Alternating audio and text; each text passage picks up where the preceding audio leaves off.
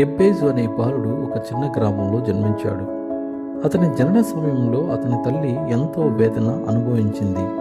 అందుకే ఆమె అతనికి ఎబ్బేజు అనే పేరు పెట్టింది. ఆ పేరు అర్థము వేదన. చిన్నప్పటి నుంచి అతడు తన పేరుకు తగ్గట్టుగానే కష్టాలు, అవమానాలు, నిర్లక్ష్యం ఎదుర్కొన్నాడు.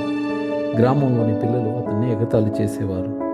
కానీ ఎబ్బేజు హృదయం వేరుగా ఉండేది.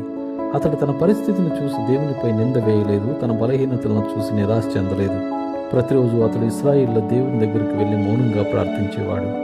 ఒకరోజు అతడు తన హృదయమంతా తెరిచి దేవునికి ఇలా మొరపెట్టాడు: ప్రభువా, నీవు నన్ను నిజంగా ఆశీర్వదించు. నా సరిహద్దులను విశాలపరచుము. నీ చెయ్యి నాకు తోడుగా ఉంచుము. కీడు నాకు రాకుండా నన్ను దాని నుండి తప్పించుము. ఆ ప్రార్థనలో ఆర్భాటం లేదు, గొప్ప మాటలు లేవు, కానీ అది విశ్వాసంతో నిండిన ప్రార్థన.